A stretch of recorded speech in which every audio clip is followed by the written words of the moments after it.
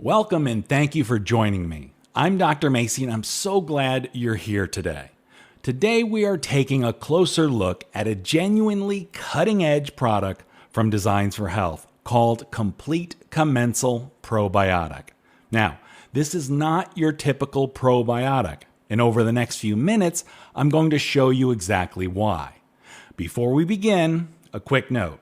Everything you'll hear today is for educational purposes only. These statements have not been evaluated by the FDA, and nothing in this presentation is intended to diagnose, treat, or cure any condition. Always work with a qualified healthcare professional on your personal health decisions. And with that said, let's dive in. Now, I've organized this training around 3 pillars, 3 lenses that together give you the full picture. Pillar 1 is the science.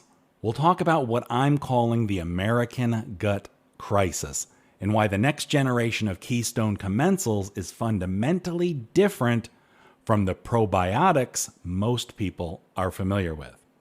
And pillar 2 is the mechanism of action.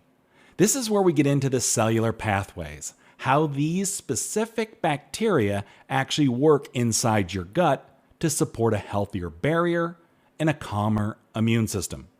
And pillar 3 is clinical uses. Who is this product really for? I'll walk you through my 5 ideal patient profiles, the markers that point to commensal depletion, and the nutrients that pair well with this approach. So let's get started with some science. Pillar 1. The American gut crisis and the science behind this formulation. Let's start with why this conversation even matters. Gastrointestinal complaints are among the top reasons Americans see a doctor. And the truth is, most consumers never get to the actual root cause of what's bothering them. If we look at the numbers, 60 to 70 million Americans are affected by digestive disease, according to the National Institute of Diabetes and Digestive and Kidney Diseases. 31% of U.S. adults, roughly 1 in 3, report symptoms of acid reflux in any given week. 6% meet the formal criteria for IBS, and 1 in 4 adults have some kind of functional bowel disorder. So why do the standard approaches keep falling short? I feel one thing is acid suppression. Your PPIs, your H2 blockers, your over-the-counter antacids, these can mute symptoms, but they don't address what's driving them. About half of people on PPIs still report ongoing heartburn, and long-term acid suppression itself is associated with shifts in your gut microbial diversity. Then there's the use of standard probiotics, meaning your typical Lactobacillus and Bifidobacterium blends.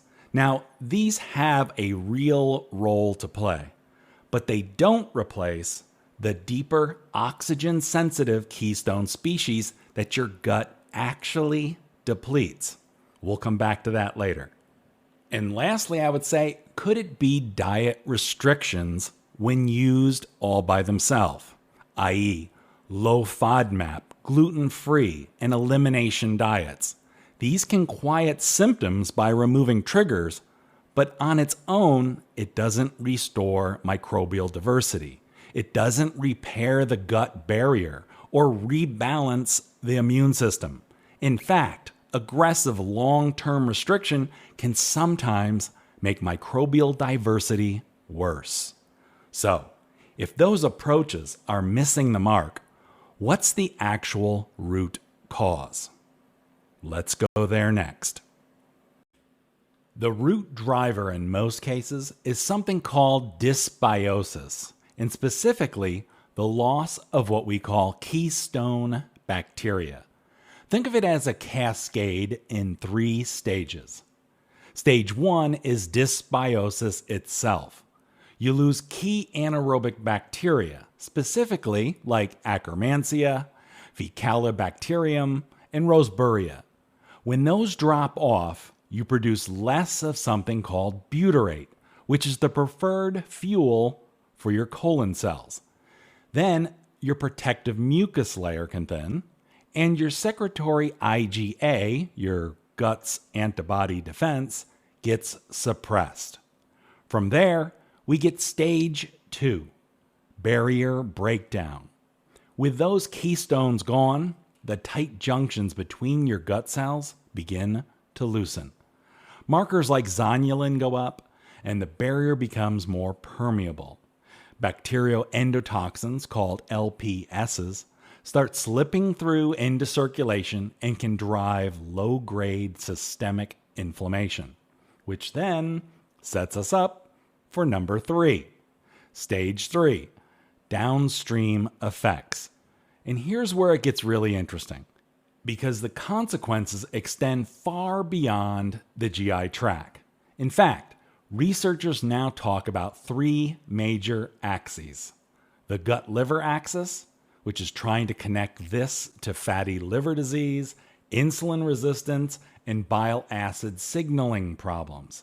Then there is the gut-immune axis, linking it to autoimmune conditions, food sensitivities, chronic low-grade inflammation, and even skin issues like eczema. And then there's the gut-brain axis, implications for mood, anxiety, brain fog, fatigue, and even neurodegenerative risks later on in life. So, when we talk about restoring the gut, we are not just talking about digestion. We're talking about a foundation that touches nearly every system in the body. Now let's get specific about why your standard probiotic isn't quite hitting this and could be missing the mark. Traditional Lactobacillus and Bifidobacterium blends are transient, meaning they pass through the gut without really setting up shop long term. They're aerotolerant, which is why they survive on the shelf, but it also means they're not the species your gut depletes the most. The marketing tends to focus on CFU count, how many billions in a capsule, rather than on whether those bacteria actually do anything ecologically meaningful for you. I feel they're great for general imbalance, post-antibiotic relief, and vaginal health. But the next generation, what we call keystone commensals, now these are different. These are native anaerobes, bacteria designed to thrive in the low oxygen environment of your colon, right where they belong. They engage in cross-feeding, meaning the strains literally feed each other, creating a mini ecosystem inside one capsule. The dose isn't about chasing huge numbers, it's calibrated to what these specific anaerobes can functionally deliver. And these anaerobes are some of the right tools to support insufficiency dysbiosis, post-antibiotic recovery, to supporting IBS with barrier issues, and, importantly, for people who've tried traditional probiotics and just haven't responded. Sound familiar? So here's the takeaway. I feel this isn't a better probiotic. It's a whole different category of organism with a different mechanism for a different kind of patient. So if you're following along, you might be saying, so why hasn't anyone done this before? Honestly, because they couldn't. Until very recently, the technology to put these strains into a single shelf-stable capsule simply did not exist. Designs for Health's Complete Commensal Probiotic represents 4 engineering breakthroughs all coming together. We've got the 5 keystone strains in one capsule: Akkermansia, Faecalibacterium, prausnitzii, Roseburia, Bifidobacterium longum, and Bifidobacterium adolescentis, all together for the very first time. And these 5 species can collectively account for up to roughly 24% of a healthy human microbiome. That's a significant ecological footprint, seeing many probiotics are around 1 to 3%. Now, the strains are also sourced from a single, carefully screened superdonor microbiome, meaning they come from a coherent ecosystem, not randomly pooled together from different sources. And finally, the manufacturing company developed a proprietary oxygen-free anaerobic manufacturing process that keeps these obligate anaerobes alive and viable from production all the way through shelf life. So this is genuinely a first-to-market nutrition technology. Okay, so let's meet the family. I call them the foundational 5. Each capsule contains 720 million AFU. That stands for active fluorescent units, which is a more accurate measurement for these type of anaerobic strains as compared to the traditional CFU count. And as for how you take it, well, you take 1 capsule daily in the morning on an empty stomach. And here's how it breaks down. Akkermansia muciniphila is at 500 million AFU. This is the mucus layer specialist. It protects our gut barrier and influences GLP-1, which is involved in metabolism and satiety. Then we have Bifidobacterium longum at 100 million AFU, a cross-feeding workhorse that also has been studied for gut-brain communication. Then Bifidobacterium adolescentis at 100 million AFU. This provides ecological scaffolding and is linked to GABA production, a calming neurotransmitter. Then, Faecalibacterium prausnitzii at 10 million AFU. This is one of the body's premier butyrate producers, thus supporting normal inflammatory responses. And last but not least, we have Roseburia intestinalis at 10 million AFU. Another butyrate producer that specifically supports the tight junction protein ZO1, also known as Zonula occludens 1 for my nutrition nerds out there. I'll also add in a few practical notes, like it's shelf stable, no refrigeration needed. Each capsule comes in an individual blister pack that protects against moisture, oxygen, and light. And the formulation is gluten-free, soy-free, and non-GMO. Wait, am I starting to sound like an infomercial? Sorry. Okay, what's the takeaway? Well, until very recently, these strains literally could not be put into a shelf-stable capsule. And know that the technology, not the count, is the real story here. Time for Pillar 2, the mechanism of action, or how does it actually work? Okay, this is my favorite part to teach because once you see it, you can't unsee it.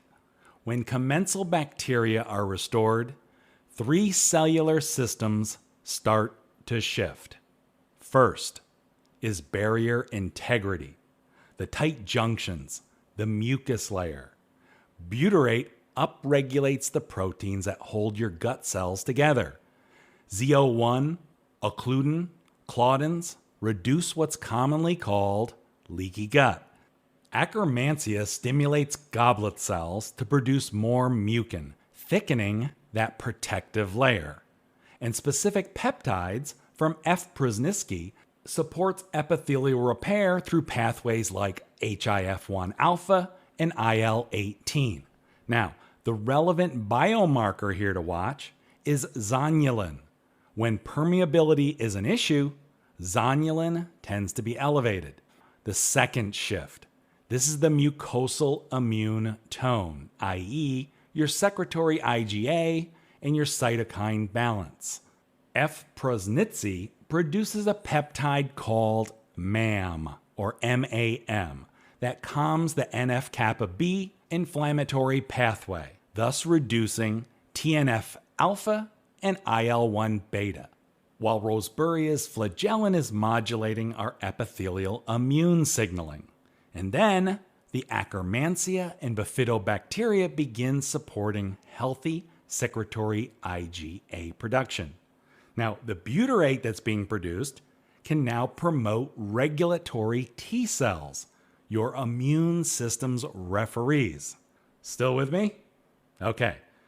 The third shift is metabolic signaling via GLP-1 and short-chain fatty acid receptors.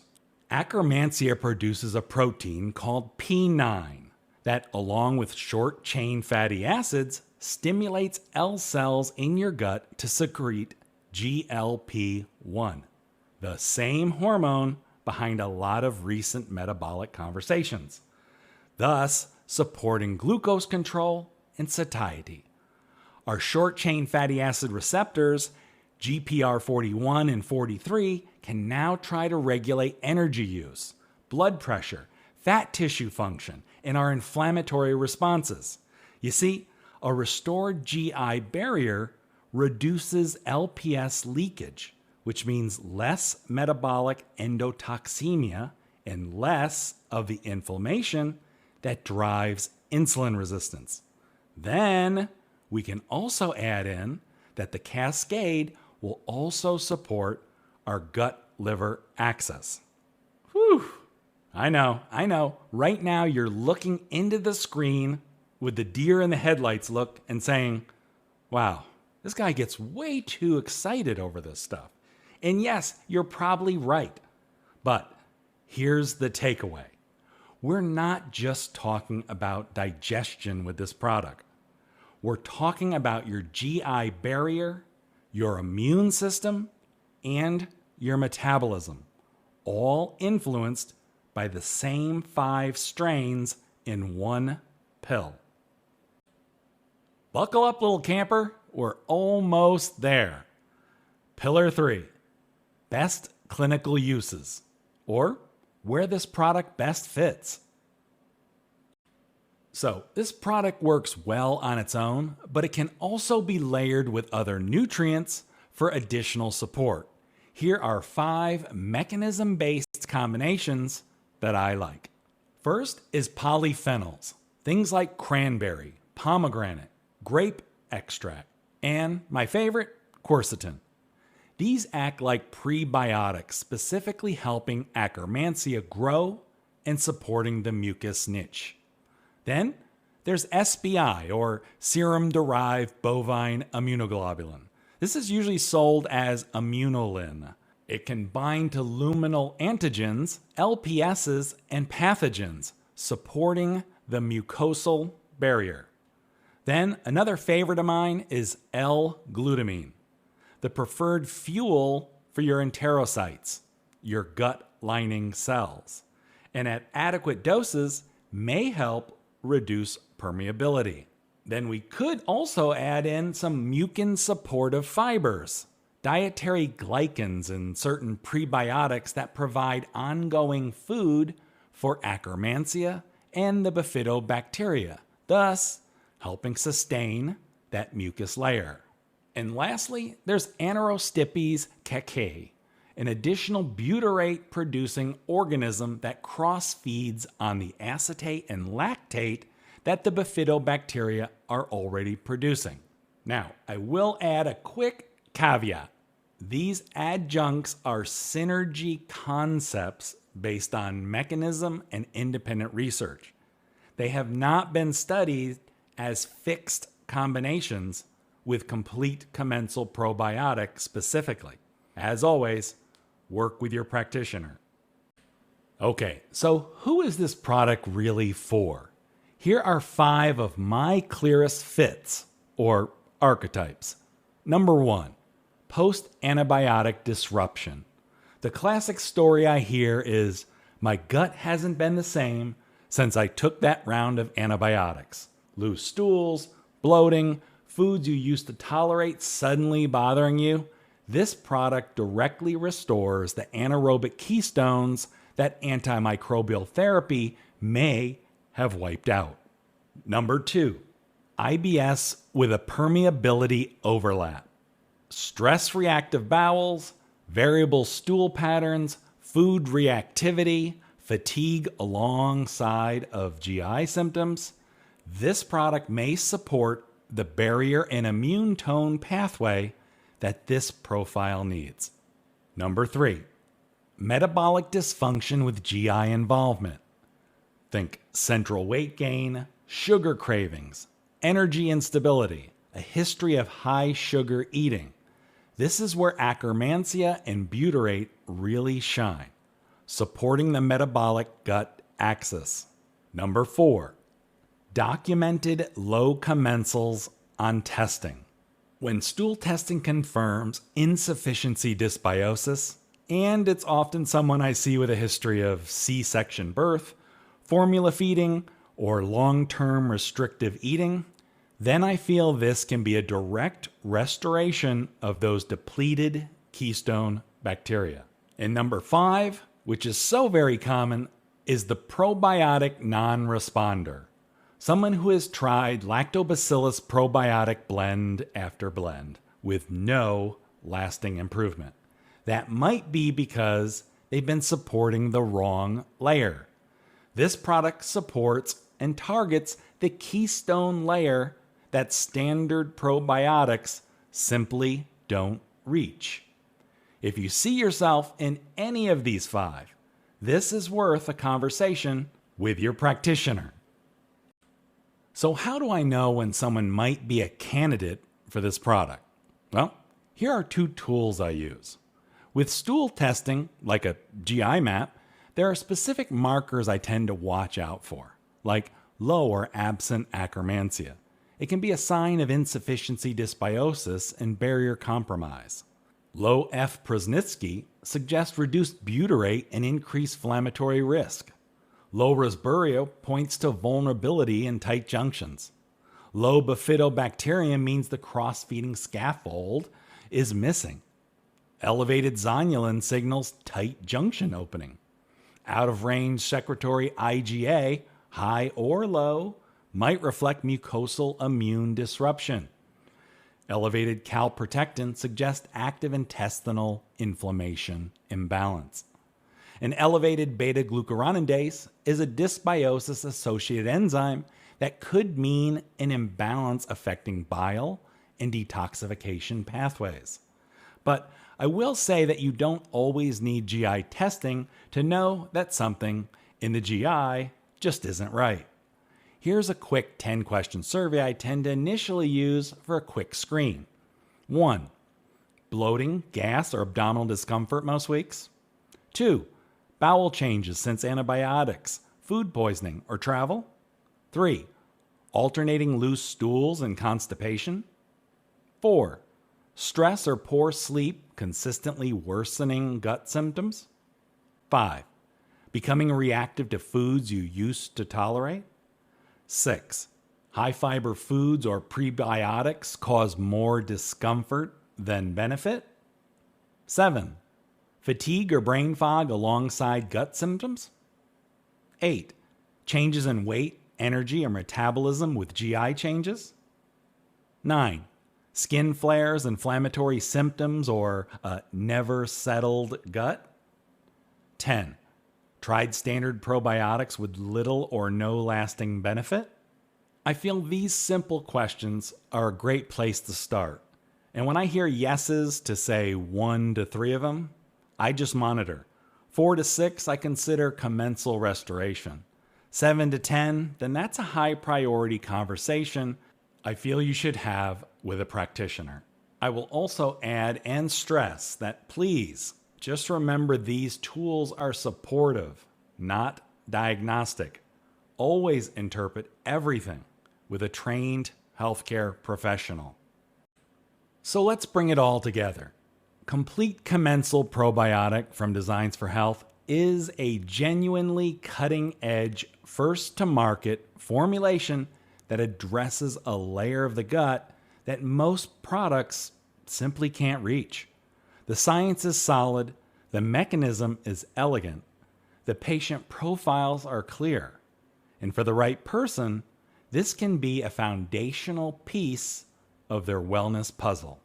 And with that, I'll say thank you for sticking with me. And remember, if you'd like exclusive access to hundreds of credible, professional-grade supplement lines, including this product, visit my 3D dispensary at 3dhealing.com. So be well, my friends, and we'll see you real soon.